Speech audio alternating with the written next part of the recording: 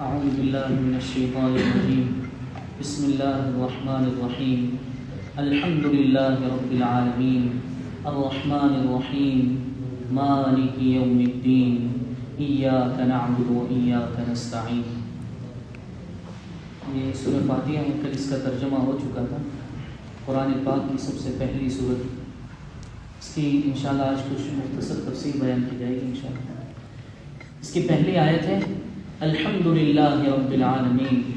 اللہ نے اپنے پاک کلام میں جو سورت سب سے پہلے نازل فرمائی، اس کا سب سے پہلا لفظ الحمدللہ ہمیں سکھایا گیا کہ تمام تعریفیں اللہ کے لیے، تمام تعریفیں۔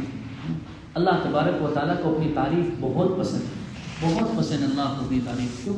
اس لیے کہ دنیا کا خالق اللہ ہے، دنیا کو پیدا کرنے والا اللہ ہے، اور ہمیں سکھایا گیا کہ ہم تھوڑی تھوڑی بات میں، ہر چیز میں ہم الحمدللہ الحمدللہ الحمدللہ۔ اس سے کیا ہوگا کہ ہم اللہ کی تعریف بیان کریں گے، اللہ کا شکر ہوگا، اور شکر پر اللہ کا وعدہ ہے کہ اللہ نعمت کو باقی بھی رکھتے ہیں اور نعمت کو بڑھاتے بھی ہیں۔ اللہ کو بہت پسند ہے۔ ایک صحابی اللہ کی تعریف بیان کر رہے تھے اور دعا مانگ رہے تھے، اس میں اللہ کی تعریف بیان کر رہے تھے۔ یا من لا تراہ العیون ولا تخالطه الظنون ولا يصفه الواصفون ولا تغيره الحوادث يعلم مساقيل الجبال ومكاييل البحار وعدد قطر الامطار۔ یہ پوری دعا ہے۔ عجیب انہوں نے اللہ کی تعریف بیان کی۔ دیکھیں صحابہ کیسے اللہ کو منانے کے لیے، جب یہ عقل سے ہم سوچیں، جب کسی بادشاہ کے دربار میں یا کسی بڑے کے دربار میں جاتے ہیں تو اس کی تعریف کرتے ہیں۔ نبی علیہ السلام نے ہمیں ایسے ہی سکھایا کہ جب اللہ کے دربار میں آؤ تو اللہ کی تعریف کرو، اس سے اللہ خوش ہوتے ہیں۔ صحابی نے کیا تعریف کی؟ یا من لا تراہ العیون، اے وہ ذات جسے آنکھ دیکھ نہیں سکتی، ولا تخالطه الظنون، اے وہ ذات جسے جو ذہن میں آ نہیں سکتا، ولا يصفه الواصفون، اے وہ ذات جس کی صفت بیان کرنے والے لوگ ان کی صفت کو بیان نہیں کر سکتے، ولا تغيره الحوادث، زمین و آسمان کے تغیرات اس ذات میں کوئی چینج نہیں لا سکتے۔ یعلم مساقیل الجبال، اس کے علم کی یہ حالت ہے، اس کے علم کا اتنا علم ہے کہ وہ پہاڑوں کے وزن کو جانتا ہے، ومکائیل البحار، اور سمندروں کے کتنا سمندر میں پانی ہے، کتنے لیٹر، وہ سب جانتا ہے۔ یعلم مساقیل الجبال ومکائیل البحار وعدد قطر الامطار، بارش کے ایک ایک قطرے کے بارے میں اس کو پتا ہے، ایک ایک قطرے کے عدد اس کو پتا ہے۔ وعدد ورق الاشجار، درخت کے ہر پتے کا اس کو پتا ہے۔ وعدد ما اظلم علیہ اللیل، رات میں کیا کچھ ہو رہا ہے اس کو سب پتا ہے۔ وعدد ما اظلم علیہ النہار واشرق علیہ النہار لا تواری منہ سماء سماء۔ یہ بہت لمبی، اللہ کے نبی صلی اللہ علیہ وسلم نے جب یہ تعریف سنی تو اللہ کے نبی فرماتے ہیں کہ میں دیکھ رہا ہوں فرشتوں کو کہ یہ صحابی کی زبان سے یہ کلمے نکل رہے ہیں اور فرشتے ان کو لپک لپک کر لے رہے ہیں۔ اللہ کو اتنی تعریف پسند ہے، اتنی تعریف پسند۔ تو اللہ نے اپنے پاک کلام کی جو سب سے پہلی صورت میں ہے، اس میں سب سے پہلا لفظ لائے الحمدللہ۔ اچھا، دوسرا لفظ اللہ لائے رب العالمین۔ رب آپ جانتے ہیں، رب کہتے ہیں پالن ہار، پالنے والا، رب کہتے ہیں پالنے والا، اور العالمین کائنات کا پالنے والا، یعنی العالمین ایک جہانی، بہت سارے جہان، یہ دنیا ایک جہان ہے، اس کے علاوہ کتنے جہان ہیں اللہ ہی جانتا ہے۔ اللہ فرماتے ہیں ہم سارے کائنات کو پالنے والے ہیں۔ پہلی ہی آیت میں ہمارے ذہن کو صاف کر دیا کہ انسانوں، روزی کے بارے میں کبھی پریشان نہ ہونا، روزی کے لیے اتنا نہ بھاگنا کہ اس سے حلال و حرام تم چھوڑ دو، حلال و حرام کی پرواہ بھی نہ رہے، اللہ کے فرائض کی پرواہ نہ رہے، روزی کے لیے اتنا نہ بھاگنا۔ کیوں؟ اس لیے کہ رب پالنے والا تو اللہ ہے۔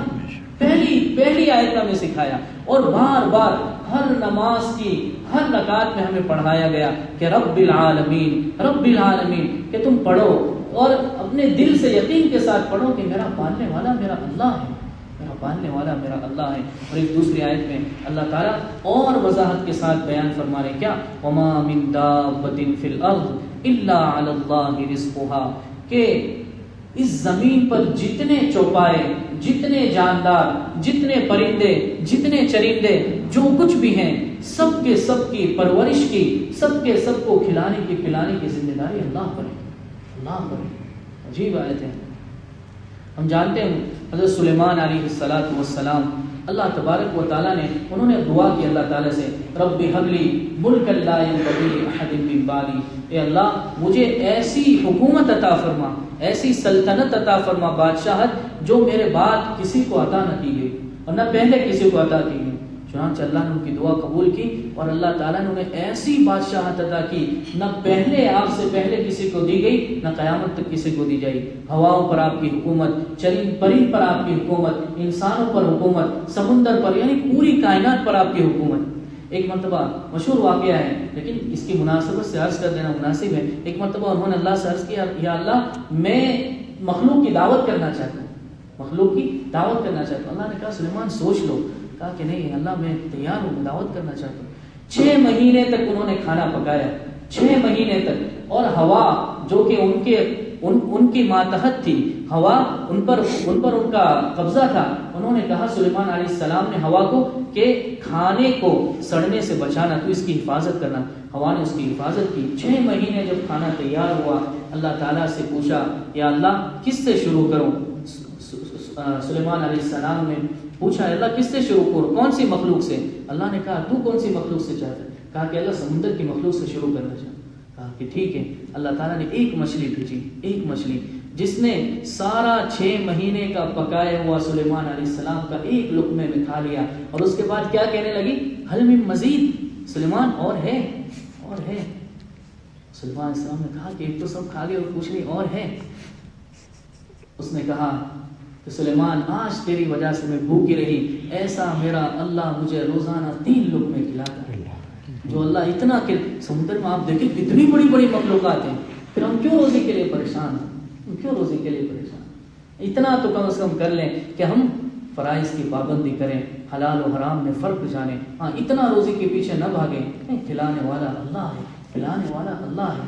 حضرت مولانا پالن حقان دیکھیں حدیث پاک میں ہے، نبی صلی اللہ علیہ وسلم فرماتے ہیں کہ جس طرح موت انسان کو پہنچ کر رہتی ہے، موت کا آنا یقینی ہے، اس طرح انسان کی روزی جو اس کے مقدر میں لکھ چکے ہیں، جو اس کے مقدر میں لکھی ہے، اس کو پہنچ کر ہی رہے گی۔ ہو ہی نہیں سکتا کہ موت آ جائے اس سے پہلے کہ اس کی روزی اس تک نہ پہنچے، روزی اس کو پہنچ کر رہے گی۔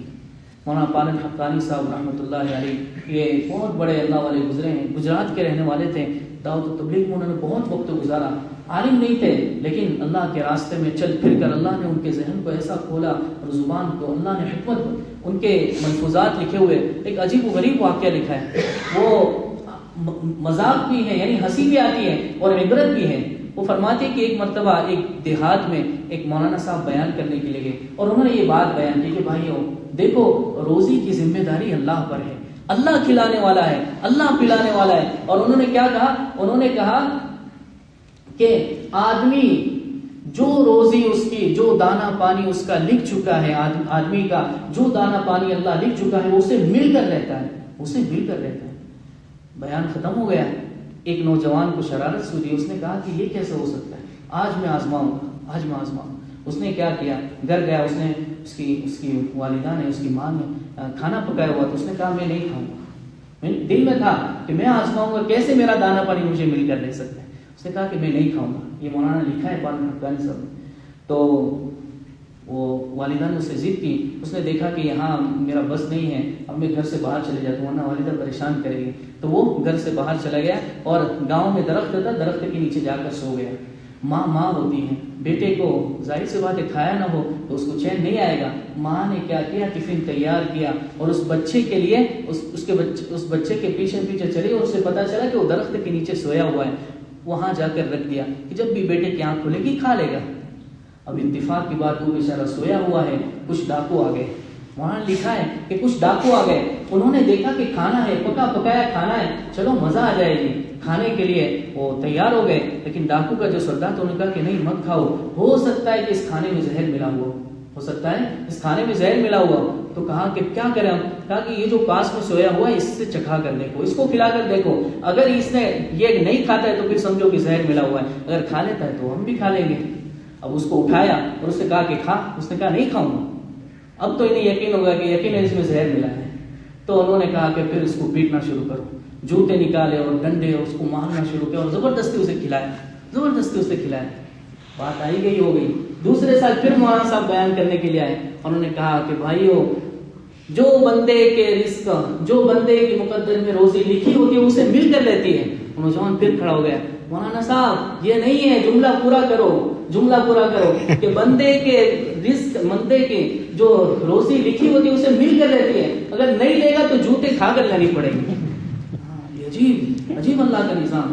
ہم کر کے دیکھیں، حدیث پاک میں ہے، نبی صلی اللہ علیہ وسلم فرماتے ہیں کہ اگر تم اللہ پر ایسا یقین رکھو جیسا پرندے یقین رکھتے ہیں، تمہیں بغیر محنت کے اللہ کھلائے گا، بغیر محنت کے اللہ پلائے گا.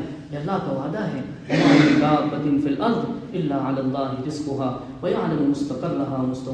بہرحال یہاں اللہ فرماتے ہیں رب العالمین کہ لوگوں تمام تعریف اس اللہ کے لیے ہے جو کائنات کا پالنے والا ہے، پالنے والا ہے. ماشاءاللہ باقی تفصیل آگے بیان کی جائے گی. کچھ مسائل ہیں روزے کے متعلق. دیکھیں کچھ باتیں ایسی ہیں جن کی وجہ سے روزہ نہیں ٹوٹتا، جن کی وجہ سے جو اگر روزے میں پائی جائے تو اس کی وجہ سے روزے میں کوئی فرق نہیں آتا. نمبر 1، بھول کر کھا پی لینا. بندہ دیکھیں دو چیزیں ہیں، ایک تو ہے بھول اور ایک ہے غلطی، دونوں میں فرق ہے. بھول کر کھا پی لینا کیا مطلب؟ بندے کو یاد ہی نہیں کہ اس کا روزہ ہے، اگر اس نے کھا لیا، کتنا بھی پیٹ بھر کر کھایا، کتنا بھی پیٹ بھر کر پانی پیا، اس کا روزہ نہیں ٹوٹے گا. اس لیے کہ اس کو یاد ہی نہیں ہے کہ اس کا روزہ ہے، اور یہ اللہ کا انعام ہے، یہ اللہ کی طرف سے. اس نے کھا لیا، اس نے پی لیا، اس کا روزہ نہیں ٹوٹے گا. ہاں غلطی سے، غلطی کا کیا مطلب؟ غلطی جیسے بندے کو یاد تو ہے کہ میرا روزہ ہے، اب وہ وضو کر رہا ہے یا غسل کر رہا ہے، منہ میں پانی چلا گیا، تو یہ ہے غلطی، تو اس کی وجہ سے اس کا روزہ ٹوٹ جائے گا. لیکن اگر بھول کر کے اس کو یاد ہی نہیں ہے تو ایسی صورت میں اس کا روزہ نہیں ٹوٹے گا، چاہے کتنا بھی کھا لے، کتنا بھی پی لے. ہاں لیکن ہم جانیں کہ اللہ ہمارے دلوں کو جانتا ہے، دلوں کی کیفیت کو جانتا ہے کہ کس کو یاد ہے اور کون. اچھا دیکھیں اس میں ایک بات یہ بھی سمجھیں کہ ایک آدمی کو ہم نے دیکھا کہ وہ بھول کر رمضان المبارک میں کھا رہا ہے یا پی رہا ہے، اور ہمیں یقین ہے کہ اس کا روزہ ہوگا، تو ایسے بندے کو یاد دلانا چاہیے یا نہیں؟ تو فقہا نے لکھا ہے کہ اگر دیکھیں ہم کہ یہ بندہ کیسا ہے، کمزور ہے، بوڑھا ہے، تو پھر ایسے بندے کو یاد نہ دلائیں، اس کو کھا لینے دیں. اللہ کی طرف سے انعام ہے، اس کو کھا لینے دیں. وہ کھا لے گا تو بھی اس کا روزہ نہیں ٹوٹے گا. لیکن اگر دیکھیں ہٹا کٹا جوان ہے، وہ کھا رہا ہے، تو اس کو فوراً روکے، بھائی تیرا روزہ نہیں، تو روزہ ہے. عجیب. تو اس کو یہ مسئلہ ہمیں ذہن میں رکھیں. اچھا روزے میں سرما لگانا، روزے میں عطر لگانا، روزے میں تیل لگانا، اس سے روزے میں کوئی فرق نہیں آتا، روزہ نہیں ٹوٹتا. اسی طرح بعض مرتبہ زکام کی وجہ سے بام اور جو سننا پڑتا ہے تو وہ سننے کی اجازت ہے، اس سے روزے میں کوئی فرق نہیں آئے گا. اچھا روزے کی حالت میں حلق کے اندر کوئی چیز چلی گئی، جیسے دھواں چلا گیا یا دھول چلی گئی یا مچھر مکھی اگر کبھی چلی گئی، خود بخود اگر چلی گئی تو اس سے روزے میں کوئی فرق نہیں آتا. لیکن اگر کسی انسان نے جان بوجھ کر دھواں منہ میں لیا تو پھر ایسی صورت میں روزہ ٹوٹ جائے گا. اور سگریٹ، بیڑی، یہ تو اس سے بڑھ کر آگے، اگر کسی نے روزے کی حالت میں پی تو روزہ تو ٹوٹے گا ہی، ساتھ میں کفارہ بھی ادا کرنا. کفارہ کیا ہے انشاءاللہ آگے جب کفارے کے مسائل آئیں گے اس میں بتایا جائے گا. اگر کسی نے سگریٹ پی روزے کی حالت میں یا بیڑی پی روزے کی حالت میں تو اس کو کفارہ بھی ادا کرنا. یہ نارمل دعا، اگر کسی نے جان بوجھ کر لیے منہ میں لے لیا تو روزہ ٹوٹے گا، کفارہ ادا نہیں، کفارہ نہیں کرنا. اچھا آنکھ میں دوائی ڈالنا، آنکھ میں دوائی ڈالنا، سرما لگانا، یہ سب روزے کی حالت میں ٹھیک، اس سے روزے میں کوئی فرق نہیں پڑتا. اسی طرح کلی کرنے کے بعد، ہم جب وضو کرتے ہیں تو اس میں کلی کرتے ہیں، تو کلی کرنے کے بعد جو تری منہ میں رہ جاتی ہے اس سے روزے میں کوئی فرق نہیں پڑتا. ایک آدھ مرتبہ تھوک لیں بس. بعض لوگ بیچارے شک کی وجہ سے بار بار تھوکتے رہتے ہیں، نہیں، اس کی کوئی ضرورت نہیں ہے، اس سے روزے میں کوئی فرق نہیں آئے گا. اگر تھوڑی بہت تری منہ میں ہے اس سے روزہ ہو جائے گا. اچھا ناک، ہماری جو ناک کی ریزش ہوتی ہے اندر، ناک کے اندر سردی کی وجہ سے بعض مرتبہ، تو یہ اگر ناک کی ریزش حلق میں چلے جائیں تو اس سے بھی روزے میں کوئی فرق نہیں آتا، ہمارا روزہ نہیں ٹوٹے گا. اسی طرح تھوک، روزے کے اندر اگر تھوک ہم نے